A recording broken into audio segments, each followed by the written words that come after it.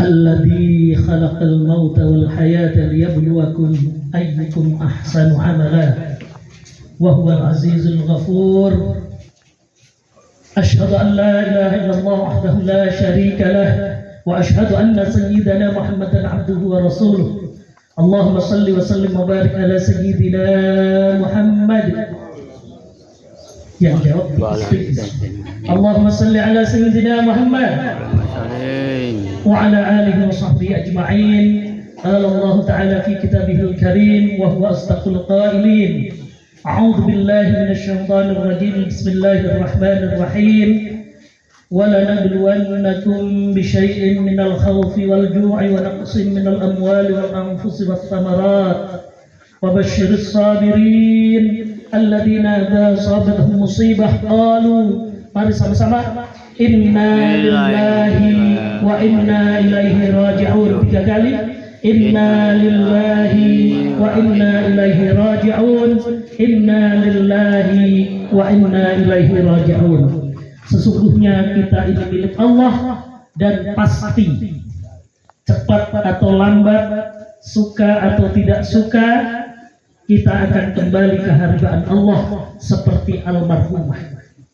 Almarhumah sejak 2006 kemarin saya tanya sama Mas Iko, mulai terdeteksi sakit gula 18 tahun. Sebegitu panjang ujian yang Allah berikan. Insya Allah kesabaran almarhumah dan keluarga dalam merawat almarhumah semasa sakit itu adalah kafarah, hal yang harus dibayar untuk khilafnya dosa-dosanya. Insya Allah menghadap Allah sudah dengan tanpa dosa. Amin Allahumma amin. Kalau orang sabar diuji oleh Allah dengan sakit, Masya Allah, itu adalah kafarah. Selain kafarah harian, kita ba'da salat membaca tasbih subhanallah subhanallah, membaca hamdalah alhamdulillah alhamdulillah, membaca takbir Allahu akbar masing-masing 33 kali. Itu kafarah harian kita. Tapi kafarah semasa kita hidup, apabila kita memiliki khilaf, memiliki salah yang tidak disengaja, dan dosa-dosa diantaranya adalah dengan diuji dengan sakit. Maka mari apabila Allah berikan kepada kita ujian sakit, sabar. Mentang-mentang namanya sabar, terus yang diceritakan sabar, diulang-ulang. Allah sampaikan dalam Al-Baqarah, ya ayyuhalladzina amanu ista'inu bis-sabri was-salah innallaha ma'as-sabirin. Ya ayyuhalladzina amanu, wahai orang-orang yang beriman, ista'inu, minta tolonglah kita semua kepada Allah dari semua persoalan yang kita hadapi, duniawi maupun ukhrawi, dunia maupun akhirat, bis-sabri was-salah, dengan sabar dan salat. 2 saja yang Allah berikan tips, sabar dan salat, untuk mengatasi seluruh ujian persoalan yang kita hadapi. Gampang banget 2 hal, cuma sabar dan salat. Iya. Tapi bagaimana sabarnya dulu dan bagaimana salatnya, ini yang harus kita kaji. Ista'inu, minta tolonglah kita semua kepada Allah dari semua persoalan, bis-sabri was-salah, dengan sabar dan salat. Kalau ini sudah dilaksanakan dengan sungguh-sungguh, maka insya Allah semua persoalan akan selesai. Innallaha ma'as-sabirin, sesungguhnya Allah beserta orang-orang yang sabar. Insya Allah. Tapi sabar itu bagaimana? Kalau dalam kamus besar bahasa Indonesia, sabar artinya tahan, sabar, kuat, ya, tidak mudah emosi. Tapi kalau menurut ulama, Imam Ghazali misalnya, jauh lebih dalam lagi. Dia kuat dalam menghadapi semua ujian, nafsu, godaan-godaan untuk melaksanakan ajaran agama ini. Tahan, teguh dalam menghadapi semua situasi untuk melaksanakan ajaran agama. Itu yang namanya sabar. Maka sabar meniscayakan 3 hal, ulama sampaikan. Pertama, ala ta'ah. Sabar dalam melaksanakan agama, ajaran agama, syariat agama. Ala ta'ah. Oh, kalau begitu luas sekali sabar. Ya, kita sudah taat melaksanakan agama belum? Itu pertama. Kalau belum, berarti belum sabar. Kemudian yang kedua, ala tarkil maksiyah, meninggalkan maksiat, meninggalkan larangan-larangan agama. Masih suka maksiat? Masih suka noleh ini itu? Masih suka tergoda dengan tawaran-tawaran iming-iming hal-hal yang di luar yang semestinya hak kita? Nah, itu. Masya Allah, ala tarkil maksiyah.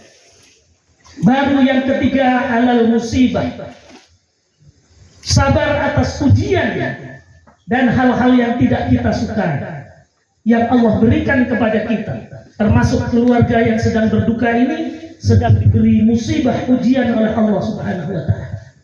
Kita harus sabar menghadapinya.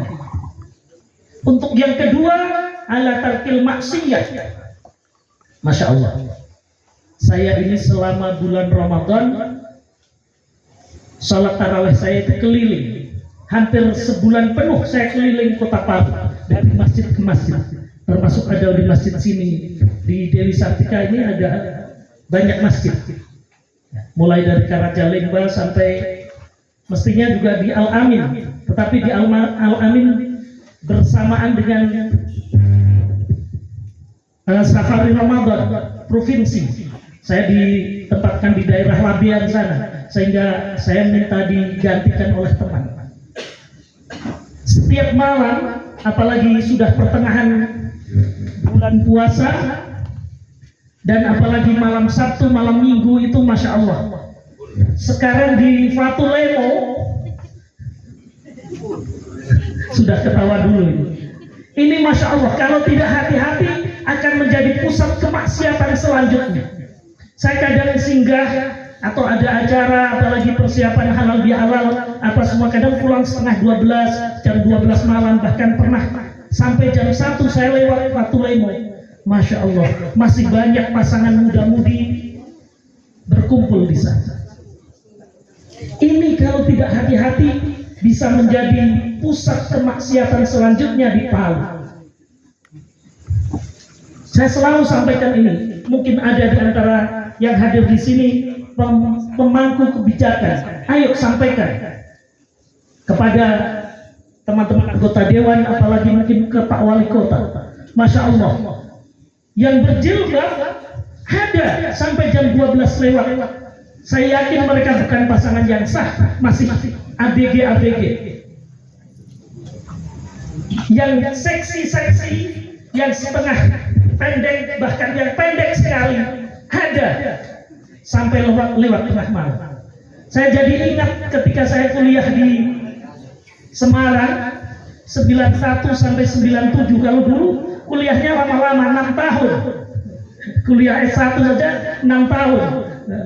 Itu di Semarang itu ada Simpang 5. Kalau malam Sabtu, malam Minggu penuh itu. Di sana dikenal namanya ciblek, cilik-cilik betah melek, kecil-kecil itu betah begadang. Nah, ciblek, cilik-cilik betah melek katanya orang Semarang itu betul-betul saya menyaksikan, karena kemudian teman-teman kami setelah SKS-nya selesai, kemudian ayo kita bikin warung kopi kayak kafe tapi yang lesehan gitu modelnya. Kalau di Simpang 5 kan banyak sekali. Jadi kami bahkan sesekali kok tempat kopi kami itu warung kopi kami menjadi tempat transaksi. Anak-anak yang betah melek itu ditemui dengan anak-anak pasangan-pasangan mereka, atau bahkan ditemui oleh om-om yang suka menjajakan anak-anak, suka menjajal menjajal anak-anak cilik-cilik betah melek itu, ABG itu, naudzubillah. Ini rupa-rupanya Fatul Lemo kalau tidak hati-hati menjadi tempat transaksi esek-esek itu, kalau tidak hati-hati. Boleh Bapak Ibu sesekali lihat, karena saya hampir 20 tahun menjadi wartawan. Hampir 20 tahun saya jadi wartawan, jadi mata saya sudah sangat jeli kalau menulis tentang kehidupan malam. Masya Allah, kalau tidak hati-hati ini akan menjadi pusat bencana selanjutnya. Kita ingat bagaimana 28 September 2018 setelah gempa, tsunami dan likuifaksi, orang-orang ramai mengunggah bagaimana orang Semarang itu memuja setan. Ya. Bagaimana sabun ayam dijadikan tempat judi, di situ cap tikus dan aneka minuman keras, bahkan menjadi tempat prostitusi. Bagaimana kemaksiatan di Kota Palu juga luar biasa itu. Dan tentu kalau dia berani maksiat seperti itu, dia sudah meninggalkan agama, sudah tidak sabar lagi ala ta'ah, tidak lagi sabar melaksanakan agama, dan dia sudah tidak tarkil maksiat, tidak meninggalkan maksiat. Maka yang akan terjadi adalah musibah. Kalau kita bisa melaksanakan nomor 1, nomor 2 ala ta'ah wa ala tarkil maksiyah, dan meninggalkan maksiat, tentu musibah akan jauh. Tapi Masya Allah, kalau seandainya 2 hal ini dilaksanakan, diterjang, ya tunggu saja musibahnya. Na'udzubillahi min dzalik. Belum lama ketika Jabodetabek tergenang banjir, Bekasi ya yang paling parah. Setelah itu orang ramai-ramai mengunggah bagaimana kehidupan orang Jabodetabek, anak-anak mudanya, Simon levelnya, kumpul kebunnya dan sebagainya. Bagaimana kemaksiatan di sana itu luar biasa. Itu. Makanya mari kita berdoa. Tadi saya termasuk berdoa, Allahumma subhanna minal bala, Allahumma fa'annal ghala wal waba wal fahsya wal munkar. Kita minta dijauhkan dari kemungkaran, dari kemaksiatan. Insya Allah kalau itu sudah jauh, ya, kemungkaran kita sudah taat, sabar ala ta'ah wa ala tarkil maksiyah, insya Allah kita juga akan dijauhkan oleh Allah dari musibah. Amin Allahumma amin. Bapak Ibu hadirin sekalian, kita masih dalam suasana lebaran. Kemarin Ustadz Supadi pada pelepasan jenazah almarhumah sedikit singgung tentang bagaimana ini bulan Syawal, bulannya halal bihalal. Yang paling utama di bulan Syawal, karena ini bulan peningkatan, bulan meningkat. Syawal itu artinya meningkat atau peningkatan. Apa yang harus kita lakukan? Ayo, setelah kita dilatih, diuji di kawah candra di muka bulan suci Ramadan, ayo, harus ada bekasnya, asarnya Ramadan. Jangan sampai begitu Ramadan selesai, Syawal tidak meningkat, justru anjlok. Apa Bapak Ibu? Anjlok. Maksiatnya kambuh lagi. Yang dulu hari-hari berjamaah di masjid, hilang sudah dari masjid. Yang dulu hari-hari tadarus, hilang sudah tadarusnya. Yang dulu hari-hari puasa, sudah hilang puasanya. Ayo, Senin Kamisnya, apalagi yang mungkin belum melaksanakan 6 hari di bulan Syawal, Masya Allah, dengan menambahkan puasa 6 hari di bulan Syawal sampai bulan Syawal nanti tanggal 29 ini insya Allah puasa cukup 6 hari, maka puasa kita Ramadan dan 6 hari ini menjadi dihitung puasa sepanjang tahun. Kita diberi pahala puasa sepanjang tahun. Man shoma Ramadan thumma adba'ahu sittan min Syawal kana kasiyamid dahr. Siapa yang berpuasa di bulan suci Ramadan kemudian menambahkan 6 hari di bulan Syawal. Makanya orang dengan kita akan melaksanakan kupatan, tapi tidak di hari ketupat. Ya, istilahnya saja. Ya. Karena kalau lebaran ketupat itu di tanggal 8. Tanggal 1-nya kita haram berpuasa. Ya. Hari Nahar itu hari Lebaran. Kita tidak boleh berpuasa. Harus berbuka puasa, harus makan. Kemudian tanggal 2 3, 4, 5, 6, 7, 6 hari. Itu biasanya kalau di daerah-daerah santri di Jawa itu begitu, langsung puasa. Baru tanggal 8-nya kita lebaran ketupat. Wah, itu ramenya luar biasa. Tapi itu afdolnya, utamanya. Seandainya tidak bisa 6 hari berturut-turut, ya, maka boleh dibersamakan. Kalau ibu-ibu yang masih punya hutang puasa karena haid, silahkan. Niatnya wajibnya, tapi dengan 6 hari di bulan Syawal, sunnahnya dapat. Itu kaul yang masyhur, yang tentu paling ringan. Syukur kalau mau bayar dulu wajibnya, kemudian tambahkan sunnahnya. Tapi sebagian ulama sudah membolehkan, asalkan bayarnya cepat-cepat. Masih di bulan Syawal, bayar wajib, sunnahnya dapat. Nah, kalau bapak-bapak yang tidak punya hutang, apalagi, ayo boleh dibersamakan dengan Senin Kamis, dengan Ayyamul Bid 13, 14, 15 Syawal, tambahkan kemudian 3 harinya. Wih, murah banget, cuma menambahkan 6 hari sudah dihitung puasa sepanjang tahun. Ya, asyru amsalihah, 10 kali lipatnya sudah. Sederhana saja. Yang 1 bulan puasa kita dikalikan 10 menjadi 10 bulan. Yang 6 hari dikalikan 10, 60 hari, 2 bulan. Oh, artinya menjadi 12 bulan. Itu sederhananya dengan rumus asyru amsalihah, 10 kali lipatnya. Masya Allah, kemurahan Allah luar biasa. Ini sahih Muslim.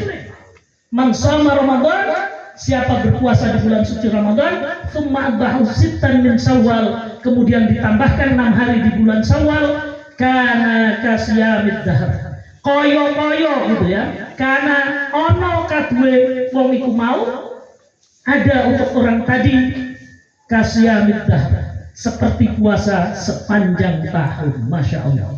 Maka jangan sampai 6 hari di bulan Syawal ini kita alpa untuk menambahkan puasa Ramadan kita, sehingga kita diberi pahala puasa sepanjang tahun, insya Allah.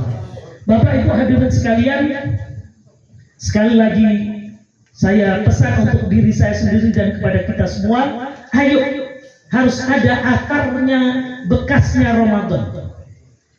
Kalau Ramadan kita mau bicara yang jelek, ana shaimun, saya orang berpuasa. Ana shaimah, ibu-ibu. Saya bukan shaimah yang artis ya. Saya orang yang berpuasa. Ana shaimatun. Lanjutkan. Jangan begitu selesai puasanya, gosipnya kambuh lagi. Naudzubillah. Kalau bapak-bapak yang paling berat matanya.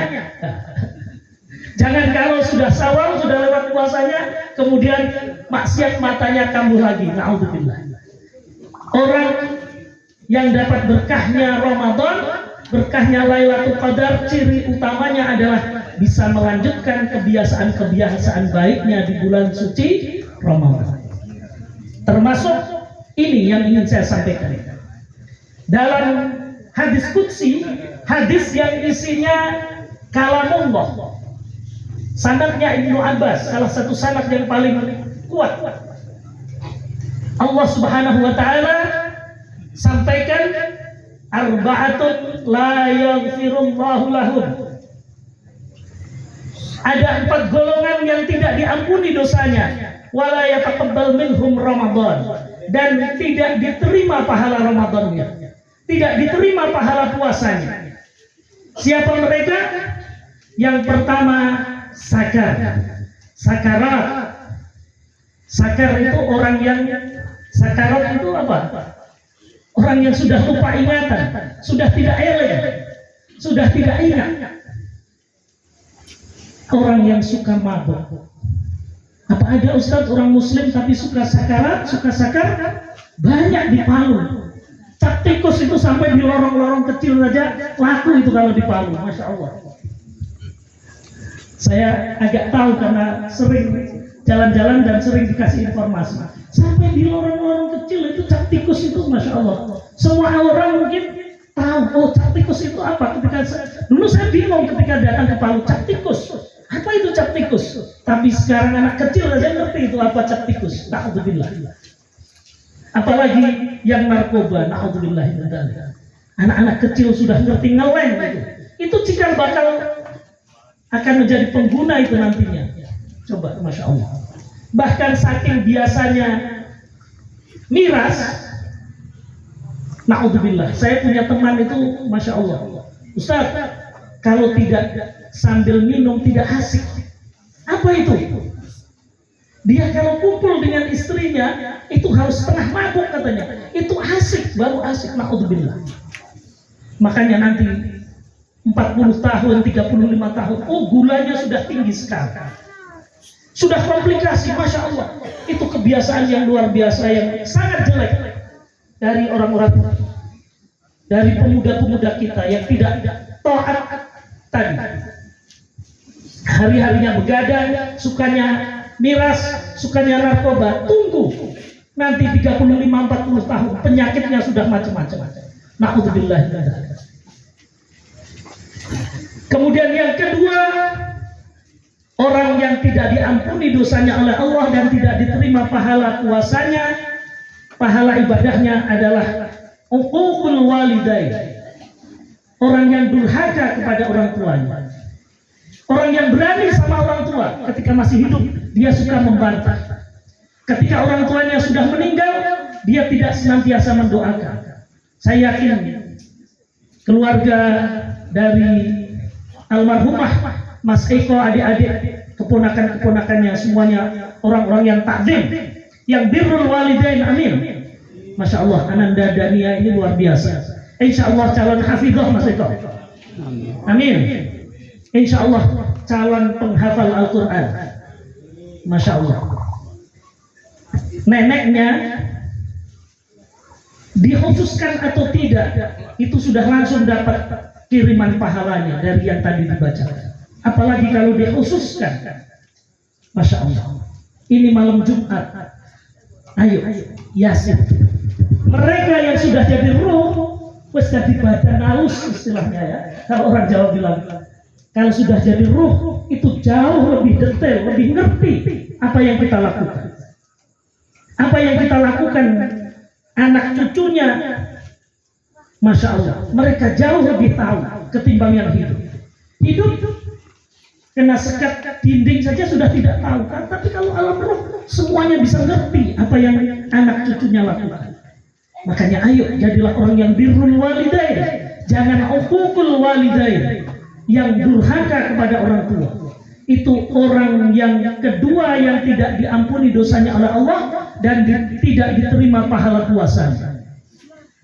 Baru yang ketiga, orang yang memiliki kedengkian dalam hatinya, termasuk dia qati'ur rahim, memutus tali silaturahim. Itu orang yang ketiga yang tidak diampuni dosanya oleh Allah dan tidak diterima pahala ibadah puasanya. Qati'ur rahim. Dalam Sahih Muslim, baginda Rasul sampaikan, la yadkhulul jannah qati'ur rahim. Tidak akan masuk surga orang yang memutus tali silaturahim. Maka ayo, ini kesempatan bulan Syawal. Mungkin ada teman, bahkan mungkin keluarga yang dulu akrab sekarang renggang. Karena satu hal, mungkin pernah berselisih paham, hutang piutang, bisnis bersama. Karena selisih paham, kemudian renggang. Karena satu hal, kurang-kurangnya perbedaan politik, pilihan politik yang berbeda, kemudian renggang. Tidak ada komunikasi. Ayo, saatnya sekarang kita mengembalikan silaturahim. Ya. Dan yang terakhir, Bapak Ibu hadirin sekalian, yang tidak diampuni dosanya oleh Allah dan tidak diterima pahala ibadahnya adalah orang yang tidak mau menyapa saudaranya ketika selisih paham lebih dari 3 hari. Saya ingat nenek saya kan wong Jawa. Cucu-cucunya nek jodaan orang kenal luwes saka 3 dino. Kalau tidak bagus sapa, godaan itu tidak bagus sapa. Tidak boleh lebih dari 3 hari karena ribut, berkelahi, kurang-kurangnya rebutan apa gitu ya. Si bah punya kue apa, kemudian dibagi. Kalau membaginya kurang rata, itu ribut. Ya, cucunya kan banyak nenek saya ini. Masya Allah. Karena bapak saya 7 bersaudara. Cucu-cucunya banyak. Kalau sudah waktunya makan sering 5 rumah itu anaknya di satu kampung. Jadi biasa sih bah, apalagi kalau ada yang bancaan. Bancaan itu ada yang ulang tahun tiap bulan gitu. Pakai hitungan hari Jawa, mereka dikumpulkan, kemudian makan bersama, didoain, kemudian makan bersama. Itu yang ribut. Nah, si bah oleh, nek jodaan ojo luweh saka 3 dino. Kalau tidak baku tegur, tidak boleh lebih dari 3 hari. Baru belakangan saya temukan, oh ternyata Masya Allah, ini hadis qudsi. Seandainya kita selisih paham dengan saudara muslim kita, tidak boleh lebih dari 3 hari kita masih punya kebencian dan tidak mau bersapa, tidak mau memaafkan. Batasan maksimalnya hanya 3 hari.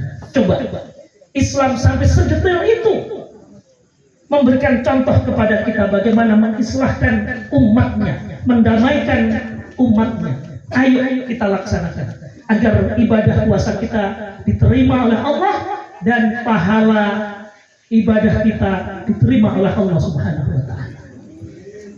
Bapak Ibu hadirin sekalian, Masya Allah, yang paling utama kita datang ke tempat ini adalah pertama mendoakan almarhumah. Yang kedua, ayo ambil ibrahnya, ambil pelajaran. Almarhumah begitu sabar menghadapi ujian hidup. Saya ingat awal-awal saya di Palu 2013-2016, beliau sering sekali meminta saya, kadang lewat Pak Hartono, kadang beliau sendiri telepon, karena beliau menjadi ketua majelis taklim. Saya ingat di wilayah sini, kadang pindah-pindah tempat.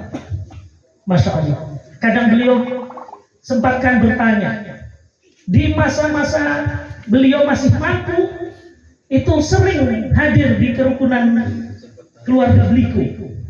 Ya kan, beliau sudah tidak bisa duduk melantai, beliau duduk di kursi. Masya Allah, kita paham. Tapi keinginan beliau untuk bersilaturahim dan menanam budi baik kepada saudara-saudaranya itu luar biasa. Masya Allah. Kita harus nudon anak-anak cucu dari beliau semuanya ahli ilmu, ahli Quran, orang-orang yang saleh. Amin. Itu tanaman pahala yang luar biasa.